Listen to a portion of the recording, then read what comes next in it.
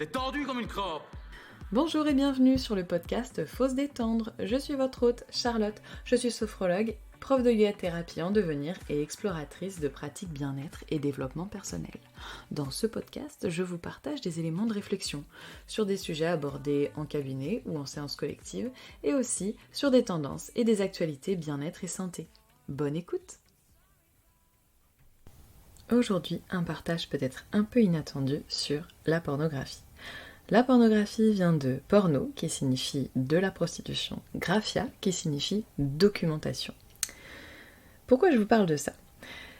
Parce qu'il arrive parfois qu'en consultation, quand je reçois des ados et qu'on fait un peu le tour de tout ce qui peut les stresser, ils m'avouent un peu embarrassés qu'ils ont pu tomber sur des images porno. Au-delà de l'embarras d'être tombés sur ce genre d'images, le contenu les a parfois fait réfléchir, ils ont trouvé ça flippant, stressant, et il y a un type de comparaison qui peut se mettre en place. L'objectif de ce podcast est donc d'ouvrir le dialogue, puisque l'âge du visionnage de la première image pornographique se situe autour de 10 ans, et avec les smartphones et la technologie et Internet de plus en plus répandus, il est illusoire de penser que les ados passent à côté de ce type d'image.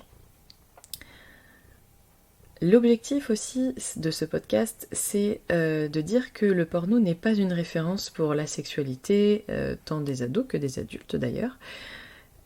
Cet épisode est là pour nuancer le contenu et la perception et la compréhension qu'on peut en avoir.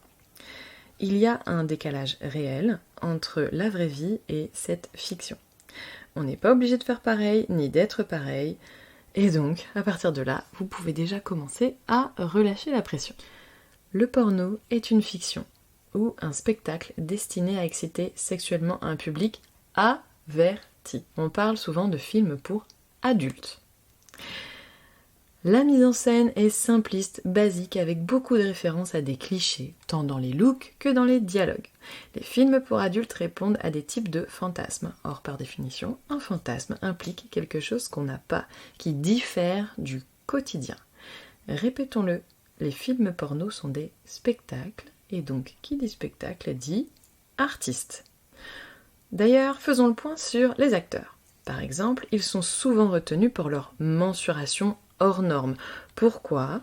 Eh bien, c'est purement technique. Il serait difficile d'obtenir des visuels impactants avec une longueur de sexe normale. Tant qu'à parler normalité, la normalité d'un pénis en érection, c'est environ 13 cm. Le chapitre étant clos. Faisons également le point sur l'utilisation des objectifs grand angle, qui amplifient encore l'effet visuel. Vous savez, c'est exactement pareil que les biens que l'on voit dans les vitrines des agences immobilières. On a l'impression que les pièces sont immenses. Or, il s'agit d'un appartement étudiant. Amplifier les impressions visuelles des corps des acteurs et actrices permet de répondre aux envies d'excitation des spectateurs avertis.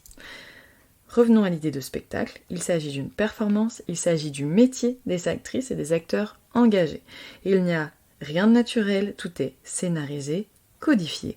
Cela ne représente pas forcément ce que ces personnes apprécient faire dans leur vie privée.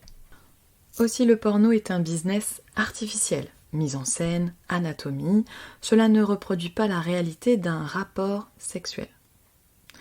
Dans ce type de performance, les partenaires ont tout de suite intensément envie, en avant-guingant, alors que dans la vraie vie, le désir est beaucoup plus délicat, il se crée et il se nourrit. Dans la vraie vie, il y a d'abord la séduction, on fait en sorte d'éveiller l'envie de contact physique chez l'autre personne, et chacun a une sensibilité différente. Il arrive souvent que dans ces films, le performeur masculin soit rapidement prêt et maîtrise une surenchère d'enchaînement de positions acrobatiques. Dans la vraie vie, inutile de vous livrer à une telle démonstration. Votre partenaire n'est pas un vélo elliptique.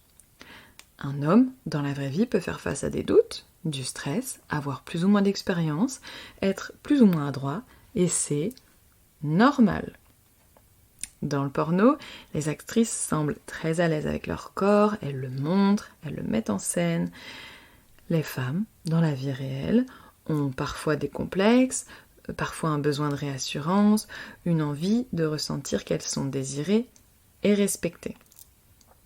Il est aussi parenthèse ouverte, qui serait loin d'être une parenthèse, primordial, dans un rapport intime sexuel dans la vraie vie, d'avoir le consentement des partenaires. Enfin, parenthèse fermée.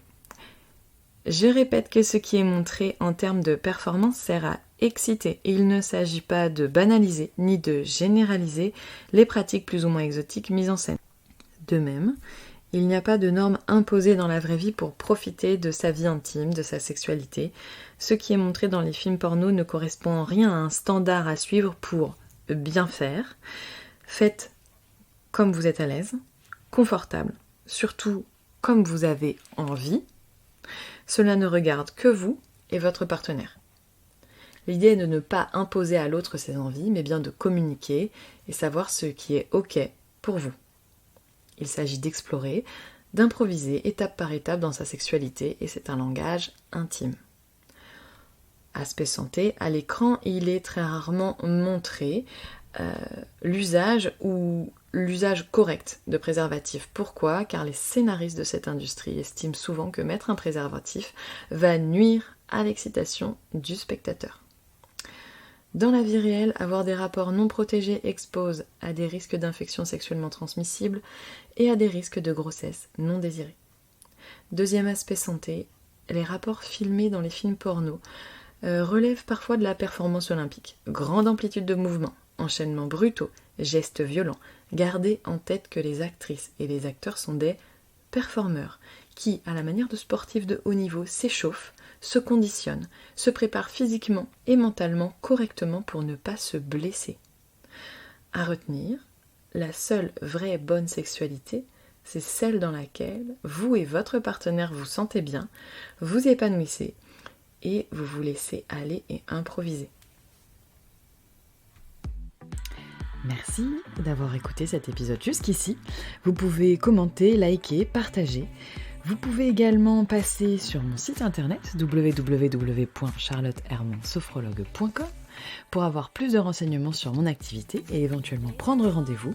Et si je vous manque déjà, je vous donne rendez-vous sur Insta @charlottesophrologue. À bientôt.